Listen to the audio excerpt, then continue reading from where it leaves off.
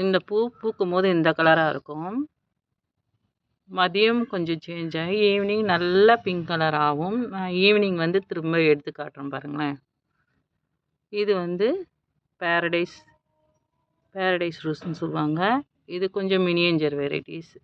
Paradise ரோஸ்ன்னு கேட்டிங்கன்னா lavender கலரில் மாறும்.